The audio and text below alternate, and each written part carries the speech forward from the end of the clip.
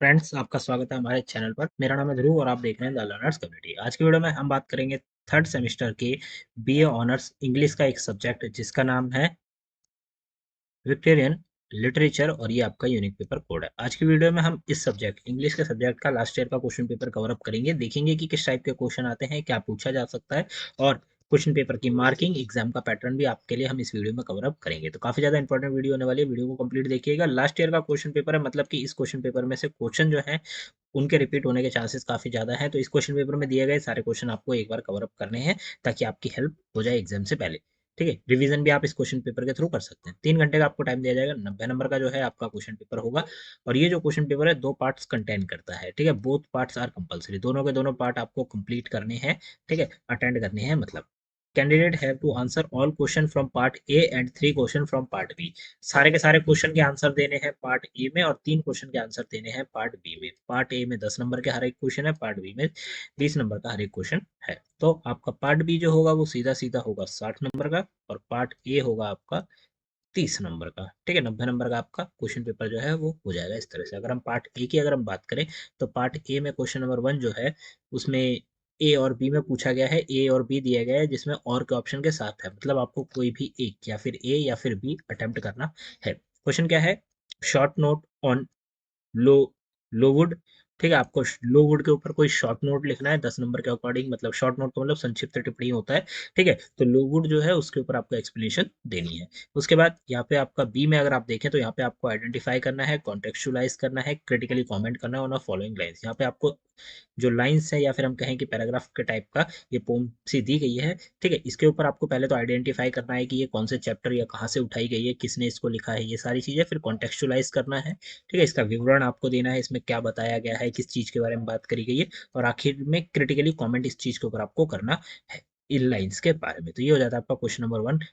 ये question number 1 का जो पैराग्राफ है वो यहाँ पे आपके खत्म होता है लेडी ऑफ शेरलेट के द्वारा। ठीक है, क्वेश्चन नंबर बी 2 की अगर हम बात करें तो क्वेश्चन नंबर 2 में ए में आपको यहाँ पे क्या दिया गया है? स्टेटमेंट दी, मतलब ये दिया गया है। ठीक है, लाइंस दिए गए पैराग्राफ के टाइप पे, उससे रिलेटेड यहाँ पे क्वेश्चन पूछा गया है कि भाई ये जो ऊपर दिया गया है ये आइडेंटिफाई करिए किस पोयम एंड अ पोइट, ये कौन सी पोयम का है और कौन से पोइट ने इसे लिखा है। कमेंट ऑन अ गिफ्ट, अब आपको गिफ्ट जो शब्द है यहाँ पे, ठीक है, उसके ऊपर आपको यहाँ पे कमेंट करना है। ठीक है, discuss the narrator's gaze as a look as he look at a woman. फिर जो नरेटर है जो बता रहा है वो किस प्रकार से गेज करता है, देखता है। ठीक है, एज लुक एट वुमन, जो वो गेज करता है as he looks to at the woman, जब वो वुमन की तरफ देखता है तो। ठीक है, तो क्वेश्चन नंबर 1 का ए वाला पार्ट हो जाता है। और वाले ऑप्शन में आपको देखने को मिलता है right short note on a साइटिस house from great expectations. ठीक है, एक्सपेक्टेशंस। तो ये आपको यहाँ पे बताना है, इस टॉपिक के ऊपर आपको शॉर्ट नोट लिखना है, मतलब संक्षिप्त में आपको टिप्पणी लिखनी है, जो चीज पूछी गई है उस टॉपिक के ऊपर आपको एक्सप्लेनेशन देनी है। अब हम यहाँ पे क्वेश्चन नंबर 3 की तरफ आ जाते हैं। क्वेश्चन नंबर 3 में ए वाला क्वेश्चन आता है जिसमें आपको यहाँ पे फिर से 2 लाइन का छोटा सा पैराग्राफ दिया गया है, 2-3 लाइन का। ठीक है, ये और इसके बाद उससे रिलेटेड यहाँ पे क्वेश्चन पूछा गया है। पहला जो क्वेश्चन है वो आपको 2 नंबर का है जिसमें आपसे पोयम का नाम और पोइट का नाम पूछा गया है।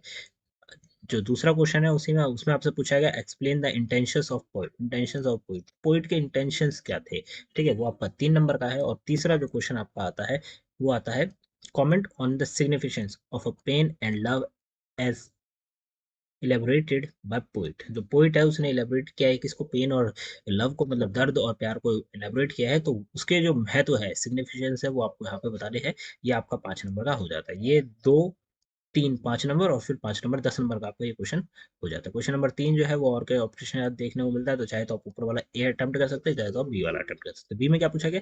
Critically comment on Stephen's guest character in the meal of flows.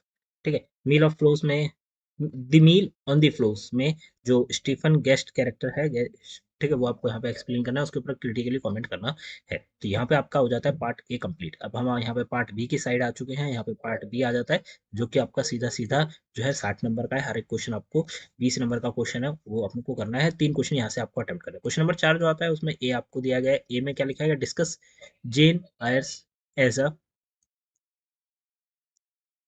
बुल्लीग्रुम Bildungsroman. ठीक है, बुल्लीग्रोमन्स के जो डिस्कस है उसको जेएनआई एज ए बुल्लीग्रोमन्स के आपको डिस्कस करना है, एक्सप्लेनेशन उसकी देनी है। क्वेश्चन नंबर 4 का ये हो जाता है। और के ऑप्शन के साथ देखने को मिलता है, तो बी में आपसे पूछा गया है यहाँ पे, चाहे तो आप वो ए अटेम्प्ट करना चाहे तो B. Discuss how tensions, the Lady of Charlotte deal with issue of gender, sexuality and space available to women strategy। ठीक है, ये आपको यहाँ पे बताना है। क्वेश्चन नंबर 5 में आपसे ए में पूछा गया है, in my last duchess report rob duchess Robert Browning write the poem about male speaker's liquids attempt to dominate the feminine elaborate. ठीक है, फेमिनिन को जो डोमिनेट करने की कोशिश करता है उसके बारे में आपको यहाँ पे इलेबोरेशन देनी है। ठीक है, क्वेश्चन नंबर 5 का ये हो जाता है। क्वेश्चन नंबर 5 का और में आपको बी देखने को मिलता है, Great Expectations is a novel concern with the relationship between gentility and crime. इस चीज को आपको यहाँ पे डिस्कस करना है। फिर क्वेश्चन नंबर 7 आता है जिसके ई में आपसे पूछा है, discuss the language and imagery in how do I love the, let me count the ways, how does it align with overall thematic intensity of the poem. इस चीज को आपको यहाँ पे बताना है। ठीक है, ये जो पूछा गया है, how does it align with all with the overall thematic intensity of the poem, आपको यहाँ बताना है। और वाले ऑप्शन के साथ यहाँ पे बी में आपसे पूछा गया, do you think that the meal on the cloth represent a conflict between individual and society explain with a reference to the books। ठीक है, आपको जो किताब में रेफरेंस दिया गया है उसको लेकर आपको इस चीज को एक्सप्लेन करना है जो स्टेटमेंट यहाँ पे बताई गई है। फिर क्वेश्चन नंबर 7 के ए में आपसे पूछा है, discuss the representation of strategy in Victorian fiction based on the novel in the course. ठीक है, ये हो जाता है। फिर और वाले ऑप्शन के साथ आप देखेंगे तो बी में आपसे पूछा है, critically analyse any two poem in your course with reference to the Victorian notion of faith and about the subordination of woman. तो ये हो जाता है आपको यहाँ पे। ठीक है, तो यहाँ पे आपके जो सारे के सारे क्वेश्चन है क्वेश्चन नंबर 7 तक यहाँ पे कवर अप हो जाते हैं, जिसमें अगर आप देखेंगे तो पार्ट बी में आपको क्वेश्चन नंबर 4 से लेकर क्वेश्चन नंबर 7 तक देखने को मिलता है, जिसमें से आपको कोई भी 3 क्वेश्चन जो है अटेम्प्ट करने हैं।